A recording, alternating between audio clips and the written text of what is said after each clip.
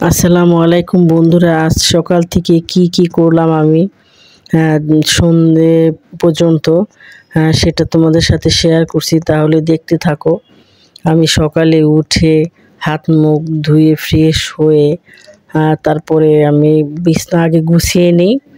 বিছনাটা গুছিয়ে তারপরে ঘরটর ঝাড় দিয়ে পরিষ্কার করে সব কাজ শুরু করি, সকালকার কাজ। আর আমার একটু ঠান্ডা লেগেছে, এজন্য আমি ঘর গুছিয়ে তারপরে এইভাবে করে সব মশলা, সব ধরনের মশলা দিয়ে তারপরে আমি একটু চা বসিয়ে দিলাম। এটা আমি খাবো আর আমার ছোট ছেলে।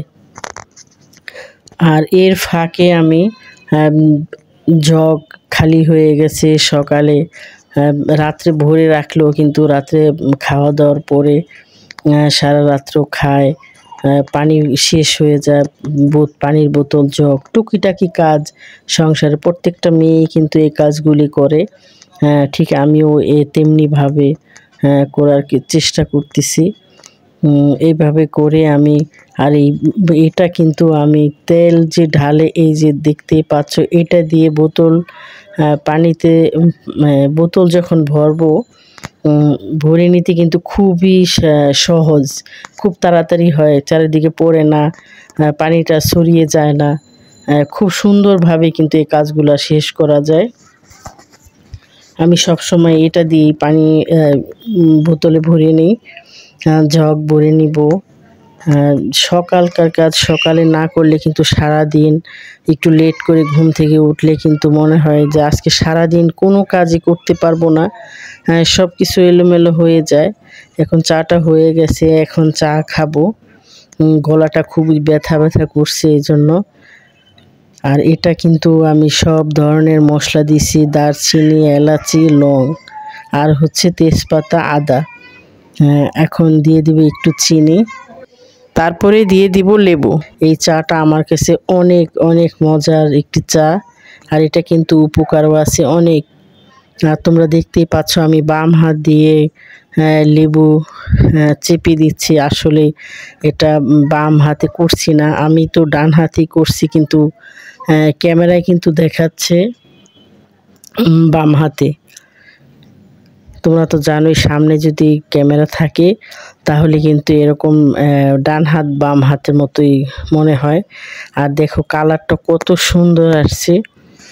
আসলে এই চাটা কিন্তু সবারই, আমার মনে হয় যারা খাও তারা অবশ্যই জানো যে অনেক মজার একটি চা, আর এটার উপকারও আছে। আমি প্রতিদিনই একবার খাওয়া হয়, আবার মাঝে সাঝে দুধ চাও খাই ছেলেদের জন্য যখন বানাই। আর এখন 2 কাপ বানিয়েছি, আমার ছোট ছেলে আর আমি খাবো।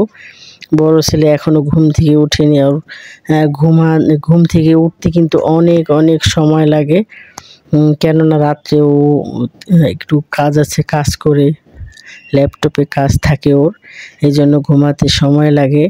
আমি এখন চা খেয়ে কিন্তু আবার হালকা পাতলা একটু নাস্তা খেয়ে নেব, তারপরে দুপুরে রান্না শুরু করব।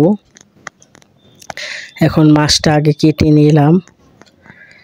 মাছটা আমার বাসায়, কিন্তু আমার বাসার গেটের সামনেই বাজার বসে, মানে আমার রোডের শেষ মাথায়। এখন মাছ এনে আমি কেটে নিচ্ছি। আর আমি কিন্তু বেশি মাছ ফ্রিজে রেখে খাই না, যদি প্রয়োজন হয়, দেখা গেছে অনেক মেহমান আসবে, তখন একসাথে একটু বেশি মাছ আনা হয়, না হয় এরকম 2 কেজি এরকম মাছই আমি বেশিরভাগে আনি। এখানে 2 কেজি মাছ। আর এটা হচ্ছে গুঁড়া মাছ, এটা আমি মাখিয়ে বসিয়ে দেব, কেননা আমার বড় ছেলে কিন্তু রুই মাছ একেবারেই পছন্দ করে না, খায় না, ওর জন্য এটা রান্না করব। আর আমাদের জন্য রুই মাছটা রান্না করব।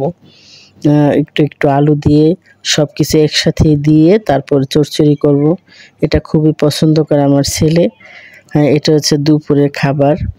দুপুর শেষ, খাওয়া দাওয়া শেষ। এখন বিকেল বেলা এটা দিয়ে আমি গুড়ের পায়েস রান্না করব। গুড়ের পায়েস যেই রেসিপিটা এটা কিন্তু আমার অলরেডি আমার চ্যানেলে দেওয়া আছে।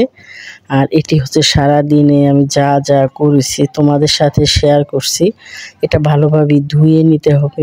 আমরা ভাত রান্না করার সময় কিন্তু ভালোভাবে ধুয়ে যতক্ষণ না পর্যন্ত সাদা পানি বের হবে ততক্ষণ পর্যন্ত ধুতে থাকবো। কেননা এখন সব কিছুতেই কিন্তু কেমিক্যাল দেওয়া থাকে। এজন্য আতপ চালটাও কিন্তু আমি ভালোভাবে ধুয়ে তারপরে পানি দিয়ে দিব। এটা হচ্ছে বিকেলের নাস্তা। আজকে বিকেলে এটাই খাবো এজন্য। মাঝে সাঝে মিষ্টি খাবারও কিন্তু খুবই ভালো লাগে।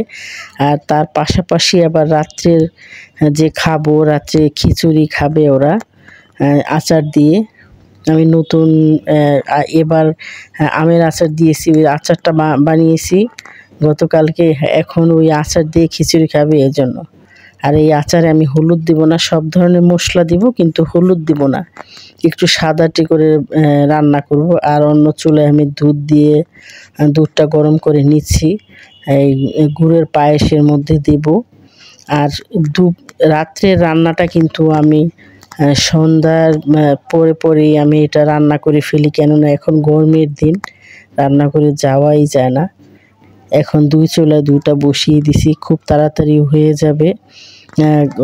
রান্নাঘরের কাজ কিন্তু সব কিছু গুছিয়ে নিয়ে খুব তাড়াতাড়ি করাটাই ভালো।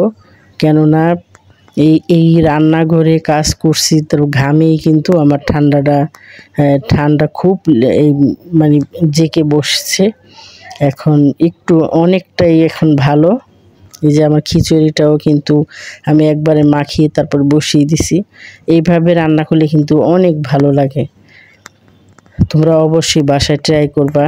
আর এই যে দেখো আমার এই গুড়ের পায়েসটা কিন্তু রান্না শেষ। সবাই আমাদের ঘরে এটা সবাই পছন্দ করে। আর দুধের পায়েস তো সবাই পছন্দ করে, এটাও কিন্তু আমার কাছে ভালো লাগে। আর এই যে এখন এই বাজারটা নিয়ে আসছে করলা, শসা, তারপরে টমেটো। আর এটা হচ্ছে খুদের ভাত। আমার দুই ছেলের অনেক পছন্দের। মাঝে সাঝে রান্না করি, এজন্য ঘরে ছিল না, এজন্য আনিয়ে রাখলাম। যে কোনো সময় রান্না করতে পারি। এখন আমি এগুলি বেড়ে দিব, আমরা তিনজনে খাবো। বড় ছেলে এখনও আসেনি বাসায়, ও ক্লাস শেষ হবে, একটু লেট হবে। তাহলে দেখলে তো আজকে সারাদিনে কি করলাম, কোনটা তোমাদের কাছে ভালো লেগেছে, কোনটা ভালো লাগেনি অবশ্যই আমাকে কমেন্ট বক্সে লিখে জানাবে। আর আমার চ্যানেলটি এখনও যারা সাবস্ক্রাইব করোনি এখনই সাবস্ক্রাইব করে ফেলবে। তাহলে ভালো থাকো, সুস্থ থাকো। আর আমার জন্য দোয়া করো, আমি যেন ভালো থাকি আর আমার এই অসুস্থতা যেন খুব তাড়াতাড়ি ভালো হয়ে যায়। আল্লাহ হাফেজ।